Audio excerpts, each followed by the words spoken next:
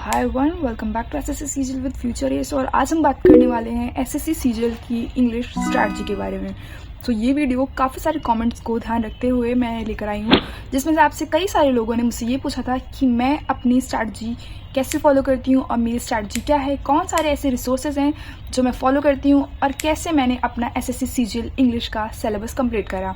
सो वो सारी चीज़ें, सारा डाउट इस एक वीडियो में ख़त्म होने वाला है। और अगर आप में से भी कई सारे ऐसे लोग हैं जो मेरी स्ट्रैटेजी फॉलो करना चाहते हैं बट इन अ डिटेल्ड वे, तो ये वीडियो उसी बात पर होने वाली है। सबसे पहले बता दूं कि ये स्ट्रैटेजी टोटली मेरी है, ये मैंने अपने हिसाब से स्ट्रैटेजी डेवलप करी है, बिकॉज मैं भी कभी उन दिनों में हुआ करती थी जब मेरे मार्क्स भी 22-30 आया करते थे। और अगर आपको अभी भी कोई डाउट है इस वीडियो को लेकर, तो जाइए जाकर मेरी 75 डेज चैलेंज की सीरीज़ देखिए, जो कि मैं डेली अपलोड करती हूँ ऑल्टरनेट डेज पे, जिसपे कि मैं अपने मॉक टेस्ट अपलोड करती हूँ और उस पर सारे सब्जेक्ट्स के मार्क्स आपको देखने को मिल जाएंगे।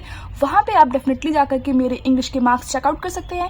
एंड अगर आपको इस स्ट्रैटेजी वीडियो पे ज़रा सा भी शक हो तो आप पहले वहाँ से वेरीफाई कर लें। अगर आपको लगता है कि ये वीडियो थोड़ी सी भी आपको हेल्प करेगी तो डेफिनेटली आप सही वीडियो पे आए हुए। एक क्वेश्चन जो कॉमेंट सबसे ज़्यादा मेरे कॉमेंट सेक्शन में पूछा जाता है कि आपने अपना सिलेबस कैसे कंप्लीट किया, या फिर आप अपना मॉक टेस्ट सिर्फ ऐसे ही देती हैं, या फिर आपने सिलेबस पहले कंप्लीट करा हुआ है। तो मैं आपको बता दूं कि मैंने 2025 का सीजीएल अटेम्प्ट करा था एंड उसमें मेरा क्वालिफिकेशन नहीं हो पाया है।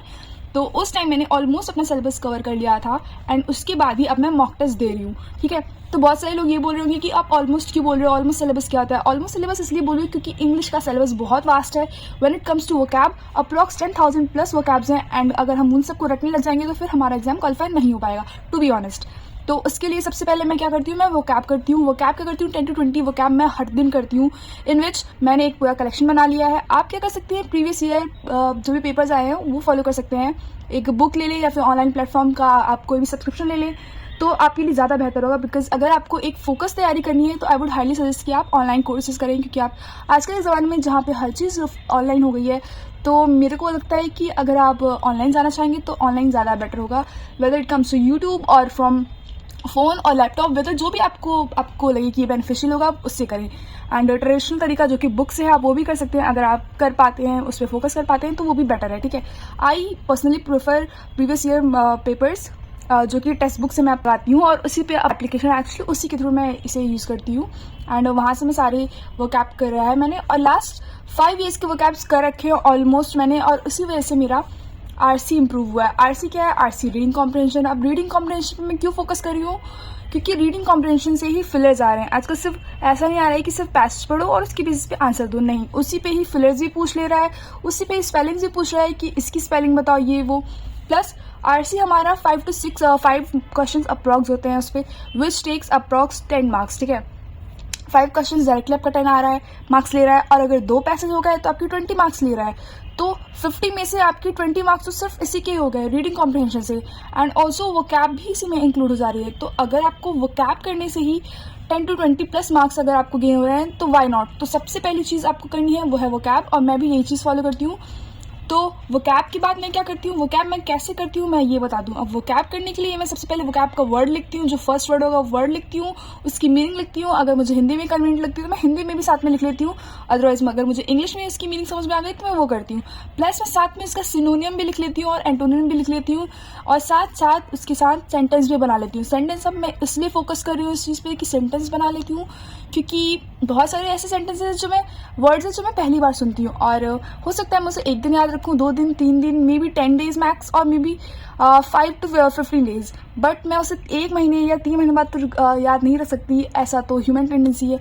तो उसके लिए मैं क्या करती हूँ, मैं सेंटेंस बना लेती हूँ। फॉर एग्जाम्पल, एक वर्ड मिला मुझे कास्टिगेट, अब मुझे याद नहीं हो रहा था ये वर्ड कास्टिगेट, तो मैंने क्या किया, सबसे पहले इसका मीनिंग लिखा विच इज़ क्रिटिसिज्म, एंड उसके बाद इसके सिनोनिम्स लिखे, सेंश्योर, रिब्यूक, रिप्रिमांड, एडमॉनिश, बहुत सारे ऐसे वर्ड्स है, सारे वर्ड्स लिख लिए। फिर उसके बाद मैंने क्या किया, इसको सेंटेंस के फॉर्म में या निमोनिक के फॉर्म में से याद कर सकते हैं, जिससे आपको ईजी हो जाएगा रटना।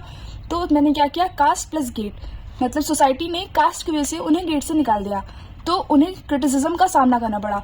तो कास्ट गेट मैंने यहाँ से रिलेट कर लिया। इससे क्या हुआ, इतने सारे वर्ड्स है, 1 2 3 4 5 और 6 एडमॉनिश, मैंने इतने सारे वर्ड्स, 6-7 वर्ड्स मैंने सिर्फ 1 मिनट में ही याद कर लिया विद दिस थिंग। अब मुझे ये चीज़ हमेशा याद रहेगी। तो ऐसे आप कर सकते हैं, ठीक है।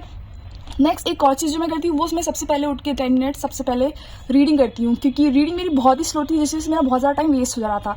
तो अगर आप भी ऐसा करते हैं तो आप भी अपना फोकस करिए रीडिंग पे। रीडिंग आप कहीं से भी कर सकते हैं, इंग्लिश न्यूज़पेपर पढ़िए, आर्टिकल्स पढ़िए।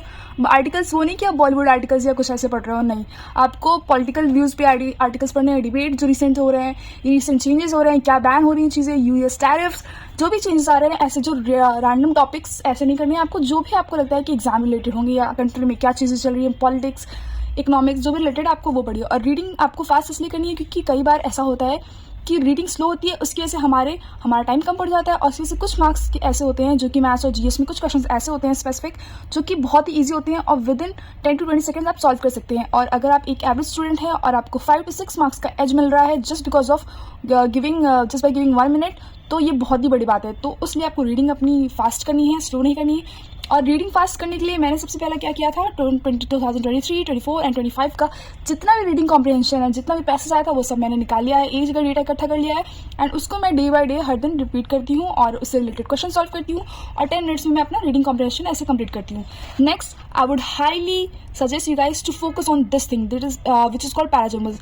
वेल, आजकल का चेंजिंग पैटर्न देखकर कंडक्टिंग बॉडी चेंज हो रही है, एडिक्विटी आ चुकी थी, तो उस हिसाब से पैराजम्बल्स बहुत ज़्यादा आने लगे हैं। And parajumbles I would say कि नॉट जस्ट अरेंजमेंट PQRS की फॉर्म में, और अब थोड़ा उससे डीप जाने लगा है, which is sentence 1 and sentence 6 को आप फिक्स कर देगा, और 2, 3, 4, 5 जो सेंटेंसेस होंगे उन्हें बोलेगा कि इन्हें अरेंज करो, जिसकी वजह से एक्यूरेसी और ज़्यादा डिक्रीज होती थी। तो हमें एक्यूरेसी डिक्रीज नहीं करनी है, हमें फोकस करना है totally on increasing our accuracy, and for that we need more time to be accurate. तो एक्यूरेट होने के लिए हमें टाइम कम चाहिए, यहाँ पे ज़्यादा नहीं चाहिए, ठीक है, जिससे हमारी एक्यूरेसी भी ज़्यादा हो और टाइम भी हमारा कम लगे।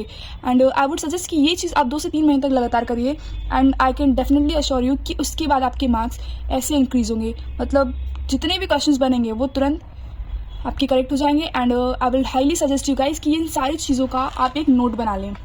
नोट एक पर्टिकुलर कॉपी पे बनाएं, ठीक है ना, ऐसे नहीं कि आप कहीं भी इधर उधर स्टिकी नोट्स लेके चिपका दे रहे हैं, अपने फ़ोन पे नोट बना रहे हैं, बिल्कुल ऐसा नहीं करना है। एक जगह पे आपके जितने भी नोट्स होंगे, सारे वोकैब्स होंगे, सिनोनिम्स, एंटोनिम्स जितने भी होंगे, सब एक जगह पे रिकॉर्ड करिएगा, ठीक है ना, सारी चीज़ें, जिससे कि आपको रिकॉल करने में ईजी होगा। और मैं भी सेम चीज़ करती हूँ, क्योंकि मुझे पता है जब मैं प्री या मेन दूंगी, अपना जो भी मेन्स के एग्जाम दूंगी, मुझे 10 डेज पहले सारी चीज़ें रिकॉल करनी पड़ेंगी, और इसके लिए मैं चाहती हूँ मेरा टाइम सेव रहे और मैं फोकस पढ़ाई करूँ।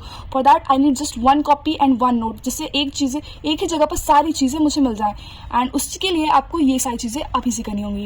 एंड एक और चीज़ मैं आपको बताना चाहूँगी कि मेरे मॉक टेस्ट पे आप जाके कमेंट कर सकते हैं।